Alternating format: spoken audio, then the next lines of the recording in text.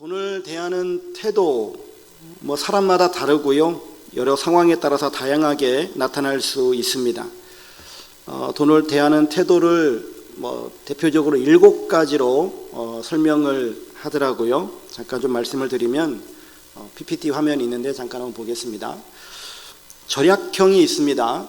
돈을 아껴 쓰고 저축하는 데 중점을 둡니다. 지출을 최소화하고 계획적이고 신중하게 돈을 관리하려고 합니다. 물건을 살 때 항상 가격을 비교하고요. 불필요한 지출을 줄이기 위해서 노력하는 사람들입니다. 두 번째는 투자형의 사람이 있습니다. 돈을 효율적으로 불리려는 성향이 강합니다. 위험을 감수하면서도 돈이 더 큰 이익을 창출할 수 있는 기회를 찾고자 합니다. 그래서 주식, 부동산, 펀드 등 다양한 투자 방식을 통해서 자신의 재산, 즉 자산을 증식하려는 사람들입니다. 세 번째는 소비형의 사람들이 있는데요. 돈을 쓰는데 큰 중점을 두고 소비를 통해서 즐거움과 보상을 느낍니다. 번 돈은 써야 한다라고 하는 태도를 가지고 있고요. 그래서 충동 구매를 자주 하는 사람, 또 과소비의 경향이 있을 수 있다라고 그렇게 진단을 내립니다. 네 번째는 안정형의 사람들도 있는데 돈을 안정적이고 안전하게 관리하려고 하며 무리한 지출이나 투자를 피하려고 합니다. 돈에 대한 보수적인 태도를 가지고 있고요. 위험이 적은 저축이나 예금을 선호한다고 합니다. 그리고 다섯 번째는 무관심형의 태도도 있는데 돈에 큰 의미를 두지 않고 과도하게 집착하지 않습니다. 필요한 만큼 벌고 쓰는 것을 선호하고요. 돈보다는 다른 가치나 경험을 더 중요하게 여기는 사람들입니다. 기부형도 있습니다. 돈을 자기 자신만을 위해 사용하기보다는 사회적 기여나 나눔에 쓰기를 원합니다. 여유가 생기면 자선활동, 기부, 사회공헌 등에 돈을 사용하는 것을 선호합니다. 일곱 번째는 자기보상형의 사람들이 있는데 열심히 일한 대가로 스스로에게 보상을 주기 위해 돈을 씁니다. 소비가 목표라기보다는 자신을 위로하고 격려하기 위한 수단으로 돈을 사용하려고 하는 이런 경향들을 보인다라고 하는데요. 이러한 태도들은 사실 고정된 것이 아니고요. 사람마다 상황이나 혹은 생애 주기, 나이를 먹어감에 따라서 이러한 것들은 바뀝니다. 또 경제적인 여건이 바뀌게 되어지면 또 달라질 수 있다라고 합니다. 경건은 이제 오늘 돈을 대하는 태도와 경건이니까 경건도 한번 보면, 경건이라고 하는 것은 신앙의 핵심 가치 중 하나죠.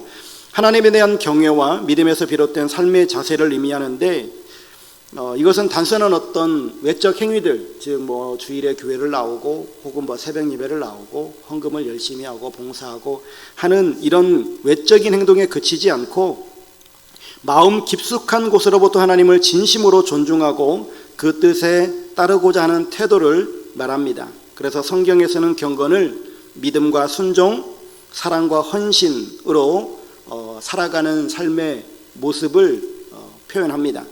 신앙인이 지향해야 될 중요한 덕목 가운데 하나인데 이것을 좀 구체적으로 좀 나누면 6가지로 좀 설명을 해볼 수 있을 것 같아요.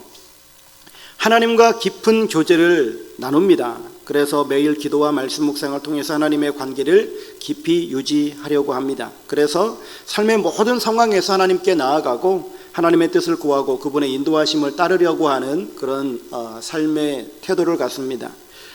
두 번째는 성실한 신앙과 순종의 삶을 살아가는데요. 하나님의 말씀을 적극적으로 순종하려고 합니다. 그래서 신앙의 원칙과 가르침을 굳게 지키고 때로는 어려운 상황에 있을지라도 성실하게 하나님의 말씀에 순종하려고 합니다. 세 번째는 타인에 대한 사랑과 겸손의 삶을 살아가는데 이웃을 사랑하고 섬기는 삶을 살아가는 것이죠. 자신의 이익을 앞세우지 않고요. 다른 사람을 위해서 기꺼이 시간과 자신의 자원들, 돈이 될 수도 있고 자신의 어떤 몸이 될 수도 있고 어쨌든 자기가 가지고 있는 것들을 내어줍니다. 겸손한 마음으로 자신을 낮추며 항상 하나님을 의지하려는 마음을 가집니다. 네 번째는 윤리적이고 정직한 삶을 살아갑니다. 경건한 사람은 삶에서 정직과 도덕성을 중요시합니다. 신앙의 가치를 지키고 타협하지 않고 바른 행동을 실천하려고 노력합니다. 돈, 권력, 명예보다 하나님의 뜻에 어긋나지 않는 것을 선택하고 그러한 삶을 살아가려고 합니다. 다섯 번째는 고난 속에서도 인내와 소망을 견지합니다. 신앙으로 인해서 어려움을 겪을 때마다 흔들리지 않고 하나님을 의지합니다. 고난을 통해 하나님께 더 가까이 나아가며 믿음을 통해서 어려움을 인내하면서 이겨내는 사람들입니다. 항상 하나님의 구원과 섭리를 신뢰하고 소망을 갖고 살아갑니다. 여섯 번째는 은혜에 대한 감사와 겸손의 태도를 갖는데요. 하나님이 주신 은혜에 깊은 감사와 감격을 잃지 않습니다. 모든 것을 하나님께로부터 온 것으로 여기고 자신을 자랑하지 않고 오직 하나님을 높이며 감사하는 마음을 가지고 살아가는 삶의 태도를 갖는다라고 하는 것이죠. 경건의 삶을 살아간 성경에 수많은 인물들이 있습니다. 아브라함, 다윗, 다니엘, 바울 등등 많은 사람들이 이렇게 살아갑니다. 실질적으로 우리 피부에 와닿는 어떤 그런 한 사람을 좀 소개하려고 합니다. 감리교회 창시자이기도 하죠. 웨슬리 목사님은 경건 생활을 위하여 7가지 질문을 자신에게 항상 했다고 해요. 그 질문은 다음과 같습니다. 너는 항상 기도하는가? 두 번째, 너는 순간마다 하나님 앞에서 즐거워하는가? 세 번째, 너는 모든 경우에 감사하는가? 이 세 가지를 보면은 항상 기뻐하라, 쉬지 말고 기도하라, 범사에 감사하라, 이제 그 말씀을 적용한 것이겠죠. 네 번째, 너는 욕심을 내는 것이 없는가? 다섯 번째, 너는 두려워하는 것이 없는가? 여섯 번째, 너는 중심에 계속적으로 하나님의 사랑을 느끼고 있는가? 일곱 번째, 너는 무슨 말이나 행동을 하든지 그것이 하나님을 기쁘시게 한다고 자신 있게 말할 수 있는가? 이 7가지의 질문을 늘 항상 자기 자신에게 던지면서 경건의 삶을 살아갔다라고 말합니다. 여러분들은 어떻습니까? 이 웨슬리 목사님의 이 7가지의 경건 생활을 위한 질문, 참 의미 있는 질문이고 우리가 삶 속에서 실천해 봄직한 그러한 질문들이지 않습니까? 여러분들도 이러한 질문들을 늘 자기 자신에게 하면서 신앙생활해 가셨으면 좋겠습니다.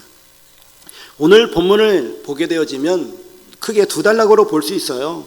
3절에서 5절까지의 말씀은 거짓 교사의 실상, 6절에서 10절까지는 물질에 대한 욕망을 경계하는 말씀입니다. 먼저 3절에서 5절까지의 말씀을 좀 보게 되어지면 거짓 교사의 실상에 대해서 말씀해주고 있는데, 즉 이단과 경건한 삶에 대해서 말해주고 있는 겁니다. 거짓 교사의 특징이 보게 되어지면 3절 말씀에 보면 누구든지 다른 교훈을 하며 바른 말, 곧 우리 주 예수 그리스도의 말씀과 경건에 관한 교훈을 따르지 아니하면 이라고 말하고 있습니다. 여기서 말하는 다른 교훈이라고 하는 것은 잘못된 가르침과 교리를 말하는 것이겠죠. 사도 바울 당시에 대표적으로 두 가지의 이단 사상이 있었는데, 하나는 우리가 예수님을 믿고 있지만 예수님을 믿는 것으로 우리가 구원받는 것으로는 불충분하고 하나님께서 이미 우리들에게 주신 율법을 지켜야 한다라고 하는 이런 생각들을 많이 가지고 있었습니다.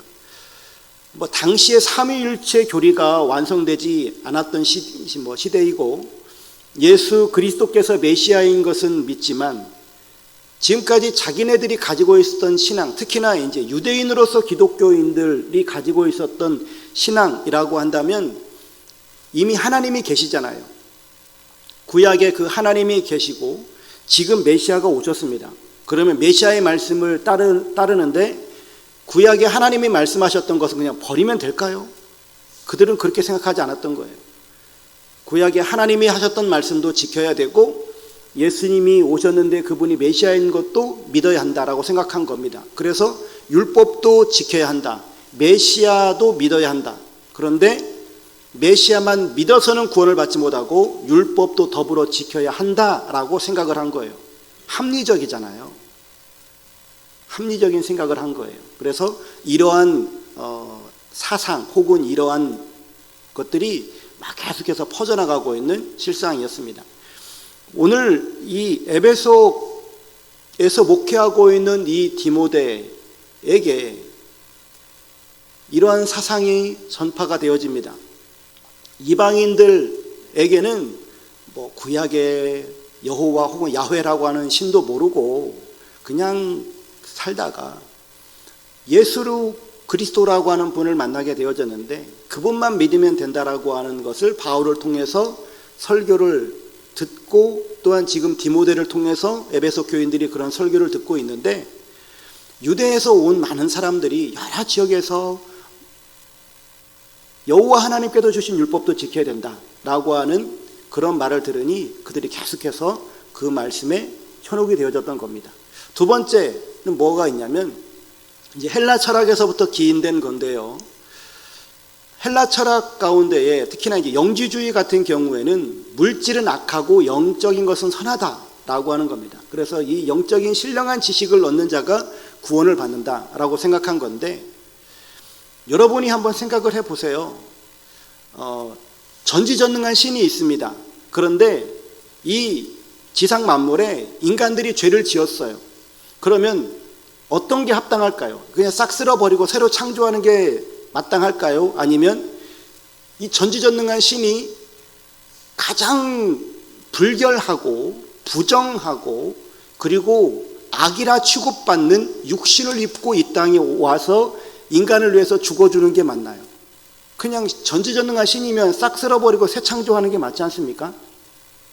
이게 이제 영지주의자들이 가지고 있는 생각이에요. 하나님이라고 하는 그 분이 계시는데 그 하나님이 육신을 입고 이 땅에 오실 수가 없다. 이 악한 육신을 입고 왜 오냐? 물질은 악하고 영적인 것이 선한 건데 그 선하신 분이 왜 악한 것을 입고 오냐? 말도 안 되는 소리 하지 말아라고 해서 예수 그리스도의 육신을 입고 이 땅에 오신 것을 부정합니다. 그분이 눈에 보였던 것은 그냥 이 땅에 육신을 진짜로 입고 오신 것이 아니라 그냥 눈에 보여지게 활동한 것이다. 그렇게 그들은 설명을 했던 것이죠. 그래서 이제 사실 우리가 사도신경에서도 여러분 주의 깊게 읽어보시면 알겠지만 하나님에 대한 구절 딱 한 문장, 성령님에 대한 것도 딱 한 문장, 예수님에 대한 것들만 길게 설명해놨어요. 왜요? 그때 당시에 예수님에 대한 질문들이 가장 많았기 때문이에요. 이것을 설명을 많이 해야만 했었기 때문에 그 기독론에 관해서 그렇게 길게 설명할 수밖에 없었던 겁니다. 그게 사도신경에 그대로 나타나요. 그렇듯이 이때 당시에도 이 영지주의라고 하는 이런 사상들이 만연되어 있었습니다. 그래서 하나님이 육신을 입고 이 땅에 오셔가지고 우리를 위해서 죽으셨다라고 하는 그런 설교를 하니까 야, 그런 신 같으면 믿지 마 라고 하는 생각들이 퍼져 있었던 거죠. 야, 그런 하급신이면, 야, 그런 신 같으면 아이고 그냥 때려쳐라 때려쳐, 이런 생각들을 가지고 있었던 거죠. 이렇듯이 한 부류는 예수님을 믿어서는 구원이 부족하고 하나님의 율법을 지켜야 된다라고 하는 생각, 또 한 부류는 예수님이 절대 육신을 입고 오실 수가 없다 라고 하는 이런 생각들이 그 시대에 만연되어 있었다라고 하는 겁니다. 이 두 가지의 이단적 가르침이 있었는데 오늘 본문에서 누구든지 다른 교훈을 하며 라고 하는 이 말씀 속에 이런 대표적인 이런 이단 사상들을 말씀해 주고 있는 겁니다. 예수님께서는 우리들에게 말씀하시잖아요. 내가 곧 길이요 진리요 생명이니 나로 말미암지 않고는 아버지께로 올 자가 없느니라. 또 사도행전 4장 12절에서는 다른 이로서는 구원을 받을 수 없나니 천하 사람 중에 구원을 받을 만한 다른 이름을 주신 일이 없다라고 말씀해 주고 있습니다. 성경은 일관되게 말씀해 주고 있습니다. 우주의 참신은 오직 하나님 한 분뿐이시고요. 그러나 하나님께서 천지 만물을 창조하셨지만 인간이 타락함으로 말미암아서 죄인이 되어졌을 때 하나님께서 친히 이 땅에 오셔서 우리를 위해서 대속의 죽음을 죽으셨다. 그리고 그분이 부활하시고 승천하셔서 만왕의 왕으로 계시고 심판조로 다시 오실 것이다 라고 하는 것을 성경이 말씀해 주고 있습니다. 구원은 이러한 그리스도를 믿는 믿음에 의해서만 얻을 수 있다 라고 하는 것을 말씀해 주고 있습니다. 그럼 우리는 이런 말씀과 다른 교훈을 분별해야 되고요. 다른 교훈을 하는 자들은 우리가 이단으로 규정할 수밖에 없게 되어지는 것이겠죠. 그런데 교회사를 보게 되어지면, 그리고 현재 우리 주위를 둘러보아도 이와 유사하고 또 본질이 전혀 다르거나 아예 다른 복음을 전하는 사람들도 무수히 많은 것을 봅니다. 우리 교회 조금만 밑으로 내려가면 하나님의 교회가 있잖아요. 하나님의 교회 세계 복음 선교 협회, 옛날에는 안상홍 증인회라고도 했었는데 여기에 이단으로 분류가 되어져 있습니다. 그런데 그들의 교리를 보게 되어지면 안상홍을 하나님으로 믿고 있죠. 하나님의 교회는 창시자인 안상홍을 재림 예수로 믿고 그를 하나님으로 숭배합니다. 또 어머니 하나님 교리를 가지고 있죠. 장길자를 어머니 하나님으로 여기며 이분이 인류 구원의 필수적이라는 주장을 합니다. 안식일을 준수합니다. 토요일을 안식일로 지키고 이를 구원의 필수 요건으로 주장하죠. 구원에 대한 독점적 교리를 가지고 있습니다. 하나님의 교회는 자신들만이 진리의 교회를 이루고 있으며 구원이 하나님의 교회 안에서만 있다라고 주장하죠. 율법주의적 신앙을 강조합니다. 교회의 가르침은 성경의 율법을 엄격하게 지켜가는 것이다 라고 이야기를 하고, 그래서 유월절을 구원을 얻는데 필수 요건으로 생각을 합니다. 그래서 유월절을 지켜요. 이렇게 거짓 교사는 다른 교훈을 가르치는 사람들입니다. 오늘 본문에도 보게 되어지면 다른 교훈을 가르치는 자들의 두 가지 특징을 가지고 있죠.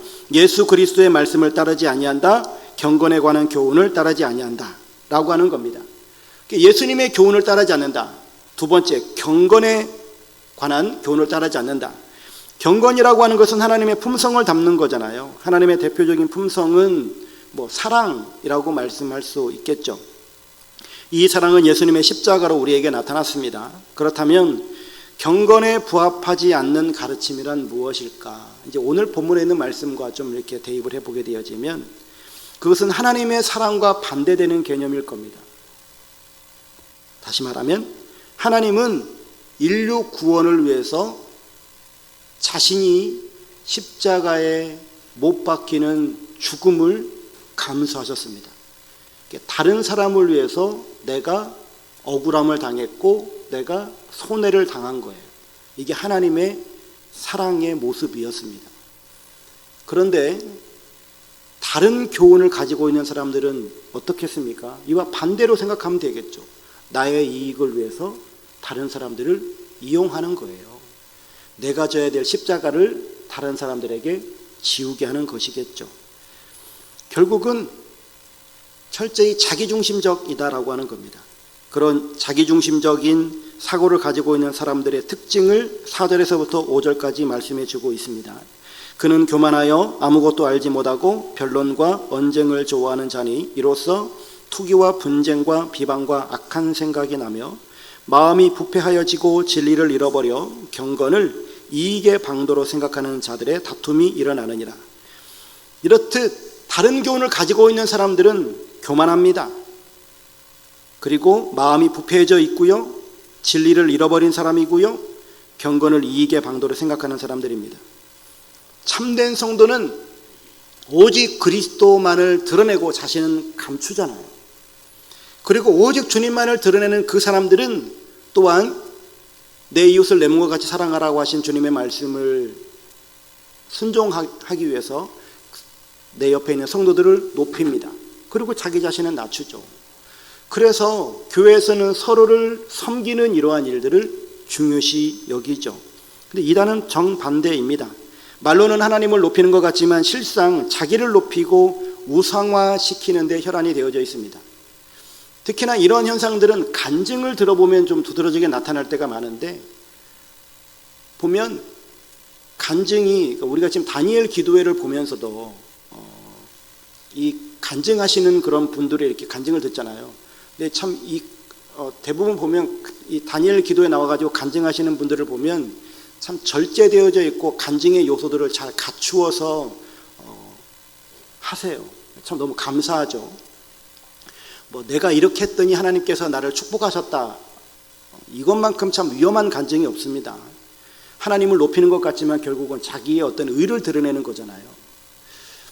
근데 하나님께서 전적으로 하신 일들에 대해서 하나님을 높이는 삶, 그리고 성도를 섬기고 성도를 사랑하는 이러한 신앙생활하는 것, 이것이 바른 진리를 따라 살아가는, 또한 경건을 가지고 신앙생활하는 사람들의 모습인데, 그렇지 않은 사람들은 하나님을 높이는 듯 하나 자기 자신을 높이고 자기를 위해서 상대방의 희생을 혹은 헌신을 요구하는 이러한 일들이 벌어지기도 합니다. 오늘 본문 속에 나타나는 또한 대표적인 특징 하나가 뭐냐면, 이러한 종교를 이용해서 자기의 배를 채우려고 하고 자기의 배를 불리려고 하는 이런 사람들이 있더라라고 하는 거예요. 마치 중세시대에 돈을 받고 면죄부를 팔았던 것처럼 또 예수님 당시에 성전을 강도의 구려로 만들었던 유대인처럼 말입니다.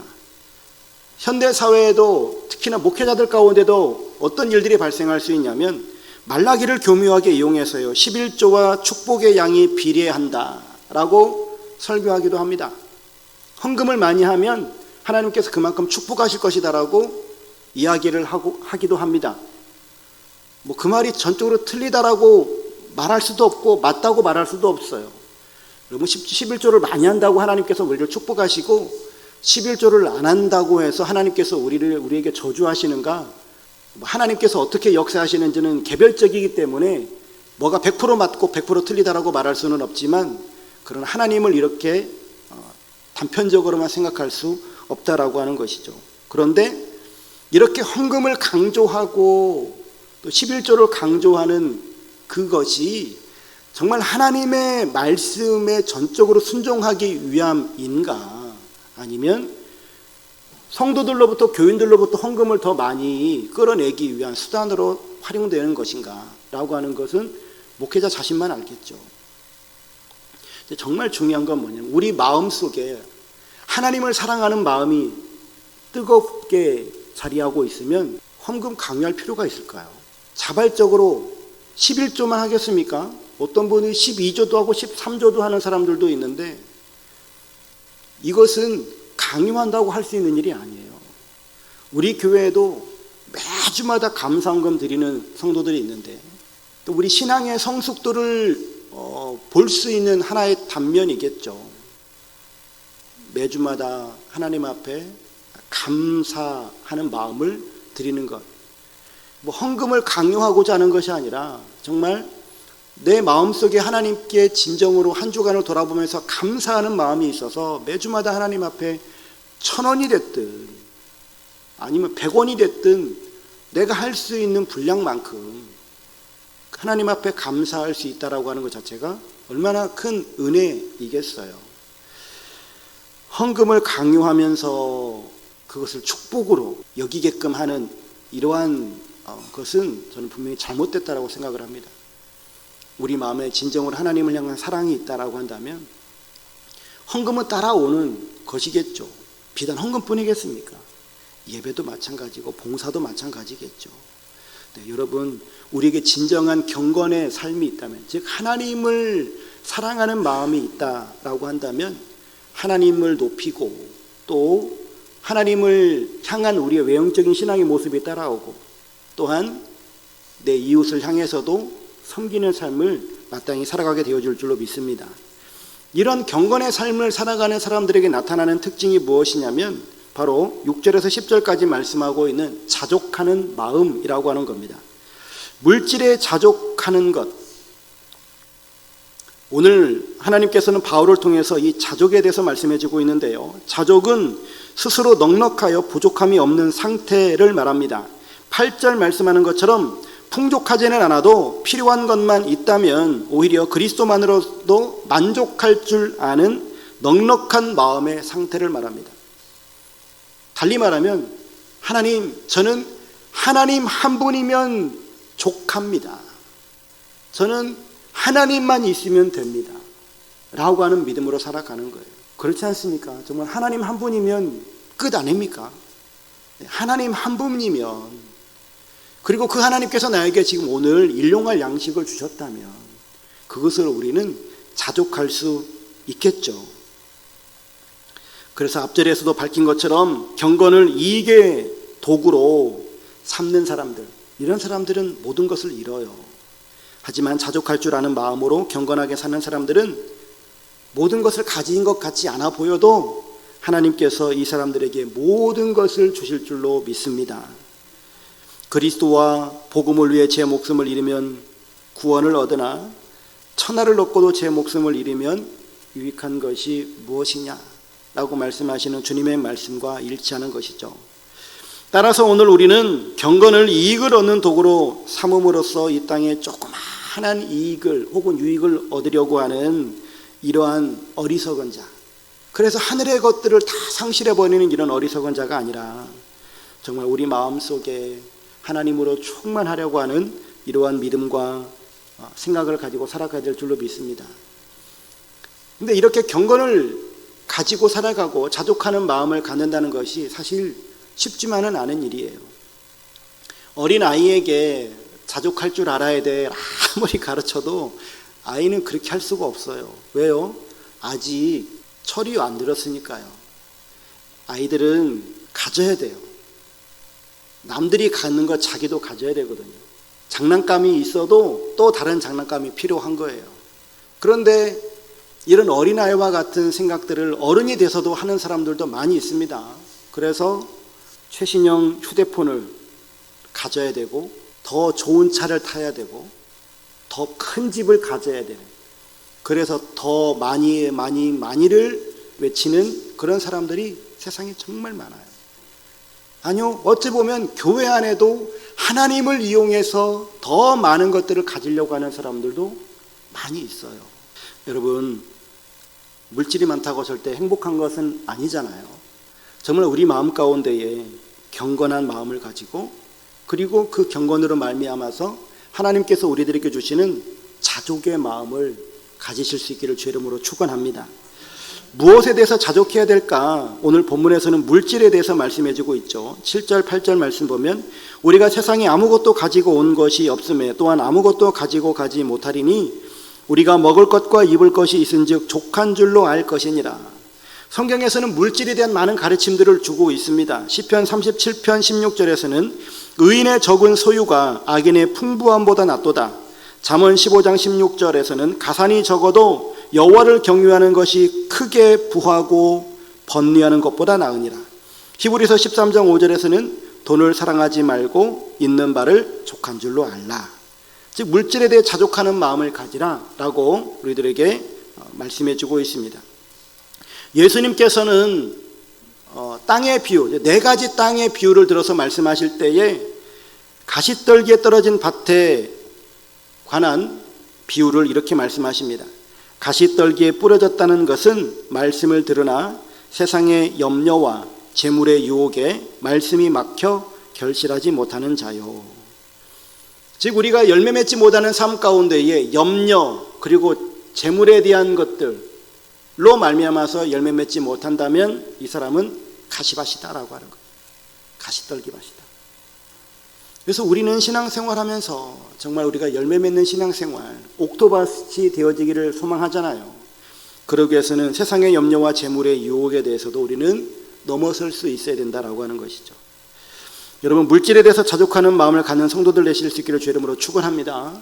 또한 우리가 자족하는 마음을 가져야 되는데, 나의 처지, 이것 정말 비관하는 사람들이 많죠. 소위 나는 어떤 수저를 물고 태어났는가, 흙수저네, 금수저네, 그런 말들을 많이 하는데, 네, 자기 처지에 대해서 자족할 줄 모르는 사람들도 많죠.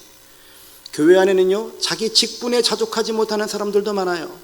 그래서 직분자 피택 선거가 있으면 떨어졌다고 교회를 옮기는 사람들도 많이 봤어요. 그리고 자기의 믿음의 분량 때문에 자족하지 못하는 사람들도 있어요. 어떤 사람은 방언을 하는데 나는 못한다고 그것 때문에 막 실망하고, 하나님 왜 나한테는 방언을 안 줘요? 어떤 사람은 환상을 본다는데 왜 하나님 나한테는 그런 환상을 안 보여주세요? 이렇게 말하는 사람들도, 믿음의 분량 가지고도 말하는 사람들이 많아요. 한 걸음 더 나아가면요, 목숨에 대해서도 우리는 자족할 수 있어야 됩니다. 하나님께서 우리들에게 부여하신 생명이 있어요. 얼만큼 살까? 제가 얼만큼 살지는 전 모르겠습니다. 우리가 취해야만 하는 태도, 그것은 하나님께서 나에게 맡겨주신 그 생명에 대해서 자족할 수 있어야 되겠다라고 하는 사실입니다. 이러한 자족하는 마음을 갖게 되어지면 어떤 유익이 있는가? 6절 말씀을 다시 돌아가게 되어지면, 그러나 자족하는 마음이 있으면 경건은 큰 이익이 되느니라. 경건한 삶을 살아갈 때 자족하는 마음이 있는데요, 이 자족하는 마음이 있으면 경건에도 큰 유익이 된다라고 하는 거예요. 신앙생활은 정말 열심히 하고 하나님을 뜨겁게 사랑하는 사람이 있는데 자족하는 마음이 없는 사람들도 사실은 많이 있어요. 우리는 그러하지 말고 정말 자족하는 마음, 가지고 이런 경건의 삶을 살아가야 될 줄로 믿습니다. 서론에서도 잠깐 우리가 살펴보았듯이 경건이라고 하는 것은 기도, 묵상, 성경 읽기, 예배, 전도, 성서적인 삶 이러한 것들로 나타날 수 있는데 구체적으로는 하나님과 깊은 교제를 나누고 성실한 신앙과 순종의 삶을 살며 타인에 대한 사랑과 겸손의 삶, 윤리적이고 정직하고 고난 속에서도 인내와 소망을 가지고 은혜에 대한 감사와 겸손한 태도를 가지는 것, 이러한 이 경건의 삶을 살아가는 것, 이러한 삶이 우리들에게 대단히 중요하다라고 하는 겁니다. 그런데 이런 자족한 삶을 살아감으로 말미암아서 우리들이 경건의 모양들이 이렇게 나타나고 경건의 능력들이 나타나게 되어질 때에 여러분들이 음식점에 가보게 되어지면 정말 맛있는 음식이 있는데 모양도 정말 이쁜 것들이 있잖아요.